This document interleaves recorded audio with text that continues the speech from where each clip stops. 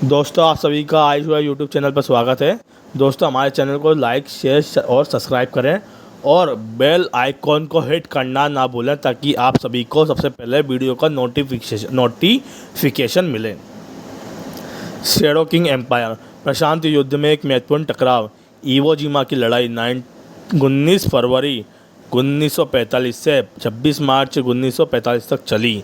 भीषण लड़ाई ने द्वीप को एक बंजर भूमि में बदल दिया। इस भीषण संघर्ष में अमेरिकी सेना को 6,821 सैनिकों की मृत्यु और 21,865 घायलों का सामना करना पड़ा, जबकि जापानी सेना को 21,703 सैनिकों की हानि तथा केवल 1,083 सैनिकों ने आत्मसमर्पण किया। युद्ध के दौरान मरीन कॉन्कर्स के सर्जेंट जॉन हांडी ने असाधारण साहस का परिचय देते हुए कथित तौर पर 1 दर्जन से ज़्यादा दुश्मन सैनिकों को मार गिराया। एक महत्वपूर्ण हमले में अपनी टुकड़ी का नेतृत्व करते हुए उन्हें अपनी सीने में गोली लगी। जब उन्हें होश आया तो उन्होंने खुद को एक अस्पताल की जांच व चिकित्सा देखभाल प्राप्त करते हुए पाया। किसी को पता भी नहीं चला कि जॉन का शरीर किसी अलग समय की आत्मा का नया आश्रय बन गया है। 1921 में जन्मे जॉन हांडी युद्ध के दौरान 24 साल के थे। अनाथ होने पर और सिर्फ हाई स्कूल तक की शिक्षा प्राप्त करने के कारण उन्होंने सेना में 5 साल बिताए थे, जहां उन्होंने कई लड़ाइयाँ लड़ी, जिससे उनका चरित्र और भी मजबूत हो गया था। अब उनके शरीर में अलग अलग युगों की 2 आत्माएं रहस्यमय तरीके से एक हो गई थी। कुछ प्रारंभिक उलझन के बाद हांडी ने अंततः अपनी नई वास्तविकता को स्वीकार कर लिया। जांच पर कैथरीन नाम की एक नर्स उनकी देखभाल करती है। जांच पर मौजूद कई नर्सों में वह सबसे कम उम्र की और सबसे आकर्षक थी महिला थी। उसने उनकी पट्टियां बदलने, उनके घाव को आयोडीन से साफ़ करने, आयोडीन नमक को से साफ़ करने, सल्फर पाउडर लगाने और उन्हें सावधानी से धुंध में लपेटने से उनकी मदद की। सर्जेंट हांडी, मुझे यकीन है कि आप कुछ ही समय में अपने पैरों पर वापस आ जाएंगे। कैथरीन ने गर्मजोशी से मुस्कुराते हुए उन्हें आश्वस्त किया। धन्यवाद मिस कैथरीन, हांडी ने कृतज्ञतापूर्वक उत्तर दी। कृतज्ञतापूर्वक धन्यवादपूर्वक आभार प्रकट किया। कुछ दिनों बाद घायल सैनिकों से भरा अस्पताल जांच पहले हाम्बर्ग के लिए रवाना हुआ। हांडी ने अपनी चोटों में एक अजीब बात देखी। हालांकि शुरुआत में वे गंभीर थे, फिर भी उनकी रिकवरी काफ़ी तेज़ लग रही थी। संक्रमण की कोई लक्षण नहीं थे। कुछ ही दिनों में पपड़ी जम गई और 10 दिनों में घाव लगभग भर गया। बस एक निशान रह गया। उसके ठीक होने में लगने वाला समय एक सामान्य सैनिक के लिए अपेक्षित समय से आधे से भी कम था। ये जानते हुए कि दूसरे लोग कैसी प्रतिक्रिया देंगे, हांडी ने इस असामान्य उपचार क्षमता को अपने तक ही सीमित रखा। ये संदेह करते हुए कि ये 2 आत्माओं के रहस्यमयी मिलन के कारण हो सकता है। उसके मन में 2 पहचानों के मिलन से उसे मानसिक भ्रम और चक्कर आने लगे। मदद की तलाश में हांडी ने जांच चिकित्सा कर्मचारियों से बात की। हालांकि वे अपनी अनोखी स्थिति को ठीक से समझा नहीं सकता। उसने अपने लक्षणों को स्पष्ट वर्णन किया। कुछ राहत की उम्मीद में मुख्य रूप से सर्जरी और शारीरिक चोटों पर केंद्रित चिकित्सा दल ने सुझाव दिया कि हांडी युद्ध संबंधी तनाव या आघात से पीड़ित हो सकता है, जो गहन युद्ध से लौटने वाले सैनिकों में आम है। डॉक्टर ने कुछ शामक दवाएं दी और हवाई पहुंचने पर एक मनोरोग केंद्र में आगे की जांच की सलाह दी। जांच पर चलते पहल के कारण नर्सें हमेशा व्यस्त रहती थी। जैसे जैसे हांडी की हालत में सुधार हुआ, उसने खाली समय में कैथरीन की मदद करना शुरू कर दिया। उसकी मदद से कैथरीन का काम का बोझ हल्का हो गया और जल्दी वह ठीक होने लगी। सैनिकों के बीच एक जाना पहचाना चेहरा बन गया। लगभग 2 हफ्ते बाद जहाज आखिरकार पहले हार्बर पर पहुंचा। घायल को, जिनमें चिकित्सा कर्मचारी भी शामिल थे, उतार दिए गए। हांडी की चिकित्सा जांच हुई और हालांकि डॉक्टर ने उनके उल्लेखनीय शरीर सुधार का जिक्र किया, लेकिन घायल सैनिकों की भारी संख्या के बीच इस पर ज़्यादा ध्यान नहीं दिया गया। जहाज के डॉक्टर का नोट लेकर हांडी मनोरोग विज्ञान गए। संक्षिप्त जांच के बाद उन्हें अभिघातक के बाद के तनाव का पता चला और 1 महीने के आराम और मनोवैज्ञानिक उपचार की सलाह दी गई। अपने प्रवास के दौरान हार्डी अक्सर कैथरीन से मिलता था। समय के साथ उनकी दोस्ती गहरी होती गई और वे खुद को उसके हंसमुख व्यवहार और मुस्कुराते समय पढ़ने वाले डिम्पल की ओर आकर्षित कर पाता रहा। एक शाम उसने कैथरीन को होनोलुलु शहर में रात के खाने पर चलने के लिए कहा। भोजन के बाद वे रेतीले समुद्र तट पर टहलते रहे, ठंडी हवा और लहरों की मधुर ध्वनि का आनंद लेते रहे। उस रात अस्पताल लौटने के बजाय वे पास के एक होटल में रुके, जहां उन्होंने एक यादगार अंतरंग शाम साथ बिताई। अगली सुबह कैथरीन अपने काम पर लौट आई, जबकि हांडी वहीं रुक गया। उसने अपनी मानसिक स्पष्टता में उल्लेखनीय सुधार महसूस हो रहा था। उसे याद आया कि उसने कहीं पर पढ़ा था कि प्रेम और संगीत मनोविज्ञान घावों के लिए शक्तिशाली उपचार हैं, और वे इस पर विश्वास करने लगा।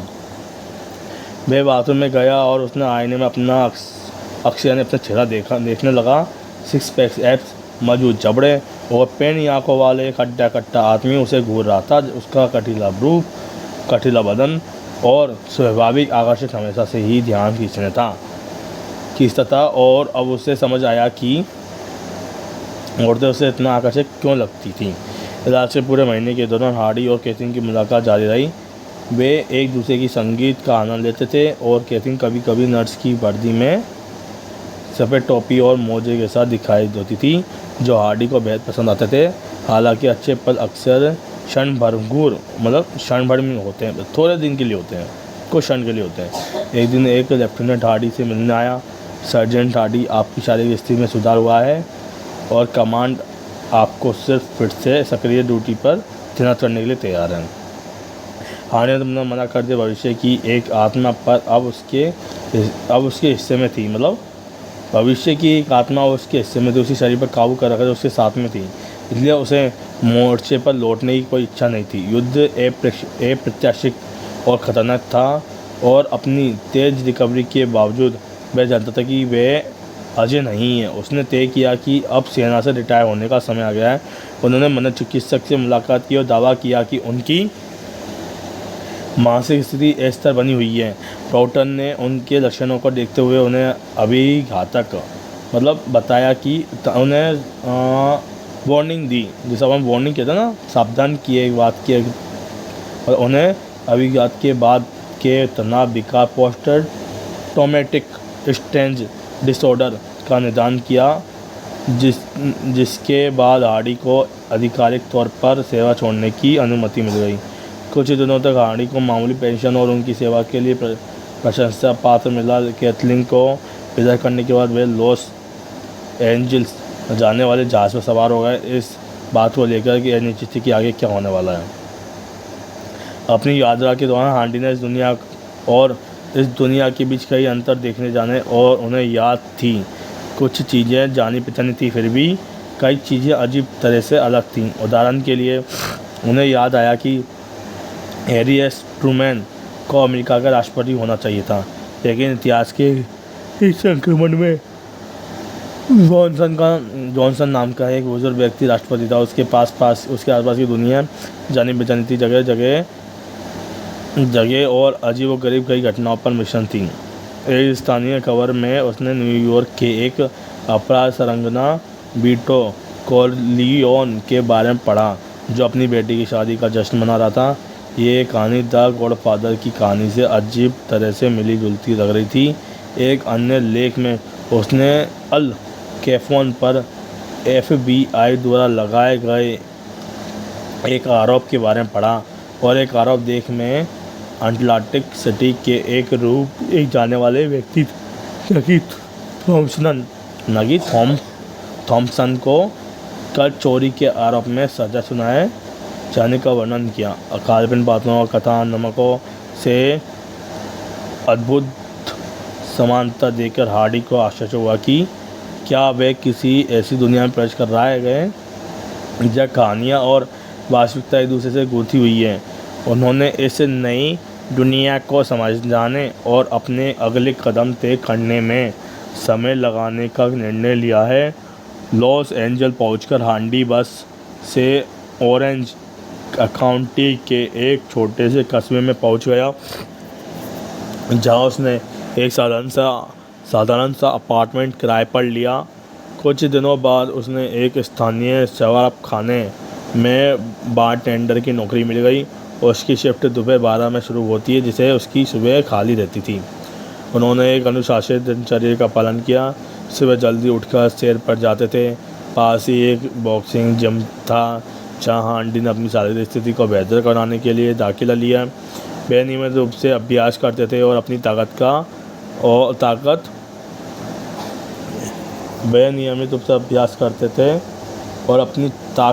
और सहन शक्ति पर काम करते थे। हालांकि उसे कुछ विशेष योग्यता मिलने की उम्मीद थी, जैसा कि उसे याद आने वाली कई कहानियों में दर्शाया गया है कि उसने पाया कि उसकी सबसे बड़ी खूबी उसकी असाधारण रिकवरी दर थी। जिन चोटों को ठीक होने में आमतौर पर हफ्ते लगते थे, वे रातों रात ठीक हो जाती थी। इस असाधारण लचीलेपन ने उसे अपने प्रशिक्षण में बढ़त दिलाई। एक स्पैरिंग सेशन के दौरान हार्डी को पसलियों में चोट लग गई, लेकिन कुछ ही दिनों में वह पूरी तरह से ठीक होकर जिम में वापस आ गए। उनकी तेज प्रतिक्रियाएं और गहन ध्यान उनके दोहरे व्यक्तित्व के कारण और भी निखर गया था। समय के साथ हार्डी जिम के शीर्ष फाइटर्स में से एक बन गए और प्रशिक्षणों और अपने साथियों दोनों का सम्मान अर्जित किया। अपनी बढ़ती प्रतिभा के बावजूद हार्डी ने मुक्केबाजी में करियर न बनाने का फैसला किया। उनकी महत्वाकांक्षा बड़ी थी और वे खुद को इस खेल तक सीमित नहीं रखना चाहते थे। मुक्केबाजी के अलावा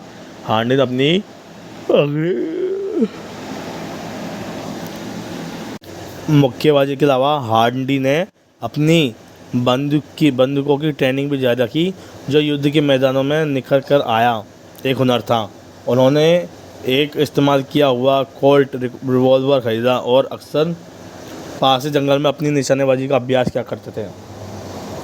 जिंदगी स्थिर लग रही थी, लेकिन उसके आसपास की दुनिया लगातार बदल रही थी। 6 अगस्त 1945 को खबर आई कि हिरोशिमा पर एक परमाणु बम गिराया गया है और कुछ दिनों बाद नागासाकी पर भी दूसरा बम गिराया जाएगा। 2 सितंबर 1945 तक जापान के आत्मसमर्पण के साथ द्वितीय विश्व युद्ध आधिकारिक रूप से समाप्त हो गया। हालांकि हांडी के लिए युद्ध अब उसके अतीत का एक हिस्सा मात्र रह गया था। एक शराब खाने में काम करने वाले एक साधारण नागरिक के रूप में वह दुनिया भर से घटित हो रही भव्य घटनाओं से अलग थलग महसूस करता था। अब उसका ध्यान इस अजीब लेकिन जानी पहचानी हकीकत में एक नया जीवन रचने पर केंद्रित था। धन्यवाद।